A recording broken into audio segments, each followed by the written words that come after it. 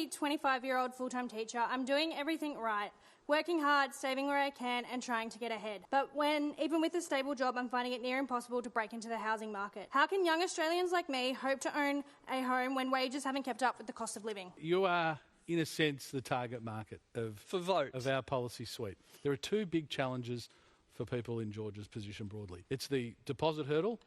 In Sydney, it takes 12 to 14 years to save for a deposit. In Melbourne, it takes over 10 years. On average, it takes more than 8 years to save for your deposit. So how do you help people with a deposit? And secondly, getting access to finance and being able to service your mortgage is increasingly difficult. Only the Coalition has policies to address both. So firstly, obviously, access to a portion of your super to help you get into your home. We know on every metric, owning a home when you enter retirement means you are infinitely better off than if you don't. The home guarantee scheme, the 5% scheme that Claire mentioned, that's my scheme that I legislated in 2020. It's housing. Are you backing the widening of it? That we're supporting. And I'm very happy to support the increase in the numbers of people that can access it, not on the house price caps. But people in the end actually need to be able to repay their mortgage. When I travel around this country, being able to repay the mortgage is the most significant reason why people are not getting finance, why they can't get into that home. We're going to give you the opportunity to get in at 5% because the biggest problem you've described to us is that you're not able to save for a deposit. You're probably renting and paying off someone else's mortgage, and we want you to pay off your own.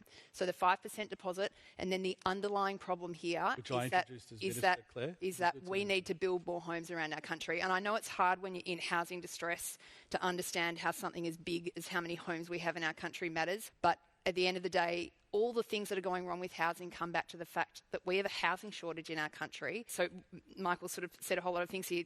What about mortgage deductibility? The Liberals did nothing about this. Well, let me tell you why I don't agree with mortgage deductibility. Okay. No, because let me tell you how what that does to Georgia.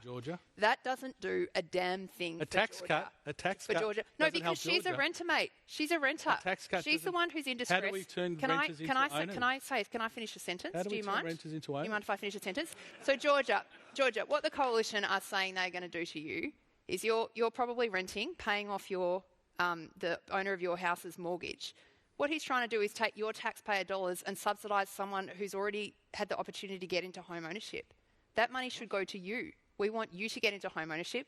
That policy that the Coalition cooked up in 24 hours, it's not going to build a single new home around our country, and it is not going to get a single person into home ownership who wasn't already going to get into home ownership. What a waste of money.